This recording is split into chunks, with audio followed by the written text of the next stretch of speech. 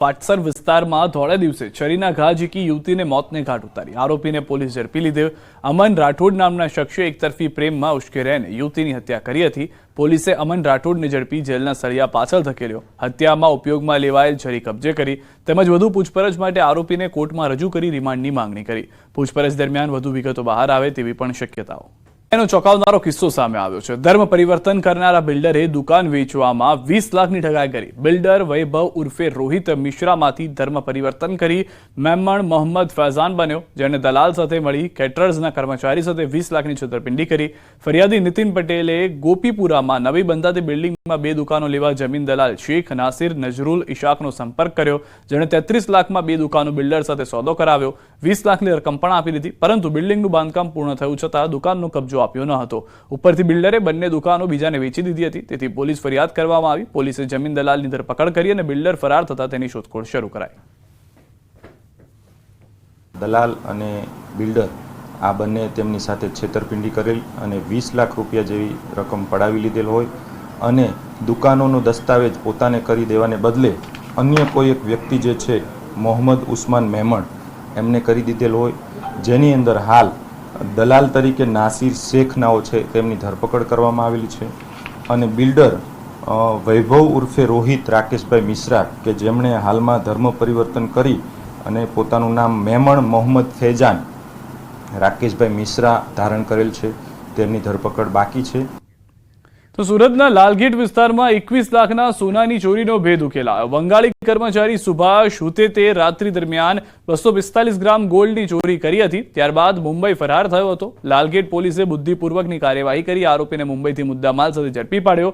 આરોપી ચોરી કરતી વખતે સીસીટીવીમાં કેદ થયો હતો।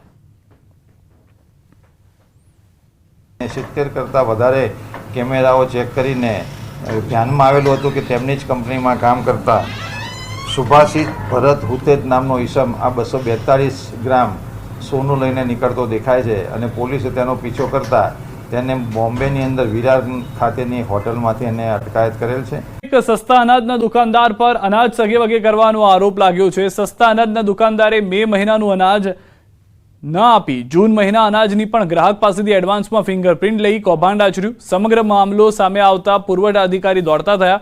વડોદરામાં અનાજ માફિયાઓ બેફામ બન્યા, ત્યારે આવા દુકાનદાર સામે પુરવઠા વિભાગ યોગ્ય કાર્યવાહી કરે તેવી માંગ ઉઠી છે। અંગૂઠો કરાવીને પછી કહે છે તમને અનાજ નહીં મળે છે। મેં કીધું કેમ તમે અંગૂઠો તો કરાયો? તો કે ના તમારા છોકરાની કેવાયસી નથી એટલે નહીં મળે। મેં કીધું છોકરાનું ના આપશો, અમારું 2 જણની તો છે ને કેવાયસી। તો કે ના એવો કાયદો નીકળ્યો છે કે બધાની કેવાયસી હોવી જોઈએ તો જ મળે। હા, ને એમાં મોબાઈલમાં મેસેજ બતાવી દીધો કે 16 તારીખે અનાજ લઈ ગયા છે।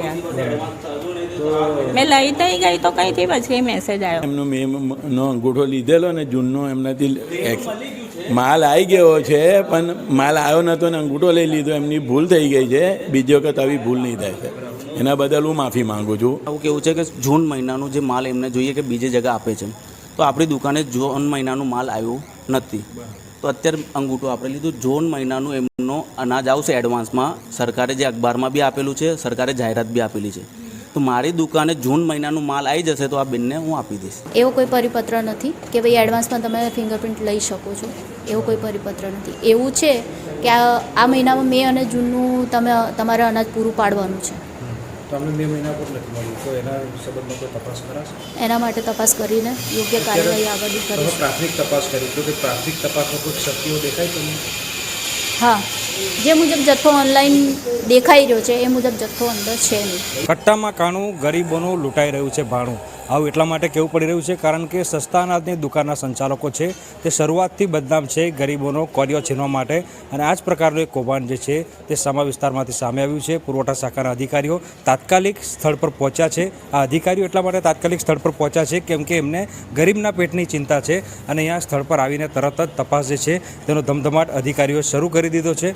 મહત્ત્વની વાત છે કે એક લાભાર્થી છે, ગરીબ મહિલા છે, તેમના દ્વારા આરોપ લગાવવામાં આવ્યો કે તેમને તેમના હકનું અનાજ મળ્યું નથી, તેમ છતાં જે ઓપરેટર છે તેના દ્વારા ફિંગરપ્રિન્ટ લઈ લેવામાં આવ્યા અને ફિંગરપ્રિન્ટ લીધા અને મેસેજ આવ્યો ત્યારે એ જે ગરીબ ઘરની મહિલા છે તેને શંકા ગઈ અને મહિલાએ પુરવઠા શાખાનો સંપર્ક કર્યો અને જે અધિકારીઓ છે તેમને ગરીબોની ચિંતા કરી તાત્કાલિક સ્થળ મુલાકાત લીધી અને ત્યારે ઝીણવટભરી તપાસ જે છે તે શરૂ કરી છે અને આખી ઘટનામાં ગંભીર પ્રકારની બેદરકારીઓ સામે આવી છે ત્યારે સમગ્ર મામલે ઝીણવટભરી તપાસ જે છે તે અત્યારે અધિકારીઓ દ્વારા કરવામાં આવી રહી છે અને તપાસના અંતે કયા પ્રકારનું કૌભાંડ આચરવામાં આવતું હતું અને એક મહિલાની ફિંગરપ્રિન્ટ એડવાન્સમાં લીધી છે તો પછી અન્ય કેટલા લાભાર્થીઓની ફિંગરપ્રિન્ટ એડવાન્સમાં લીધી છે એ તમામ પાસાઓની ચકાસણી જે છે તે અત્યારે પુરવઠા શાખાના અધિકારીઓ દ્વારા શરૂ કરવામાં આવી છે. નર્મદામાં નકલી ઇન્કમ સર્ટી કૌભાંડ મામલે વધુ એક પોલીસ ફરિયાદ દાખલ થઈ છે. ચિત્રાવાડી ગ્રામ પંચાયતના તલાટીએ ફરિયાદ નોંધાવી અગાઉ અન્ય ગ્રામ પંચાયતે કરી હતી ફરિયાદ. મુખ્ય આરોપી દર્પણ પટેલ સહિત અન્ય 8 સામે ફરિયાદ.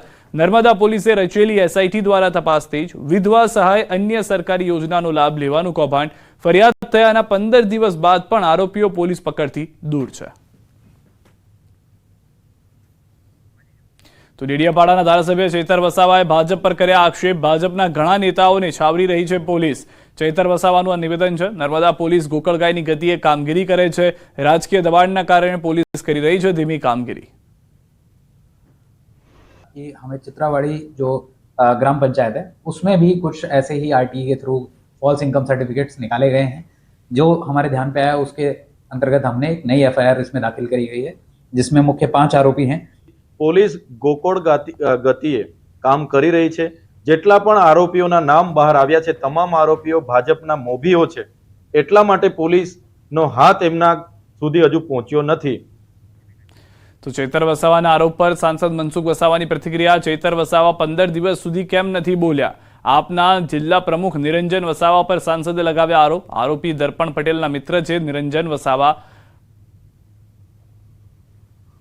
ચૈતર વસાવા લેટ બોલ્યા છે એને પણ મારે પ્રશ્ન છે ચૈતર વસાવાને આ બાબતે તમે આટલા વખત બોલ્યા કેમ? આ કારણ કે એમનો આમ આદમી પાર્ટી આમ આદમી પાર્ટીનો નર્મદા જિલ્લાનો નિરંજન વસાવા પણ ઇન્વોલ્વ છે. 1 કિલોમીટર અંતરે એનું ગામ છે. આ બધા સાથે એકબીજા મિત્રો છે. આ બધા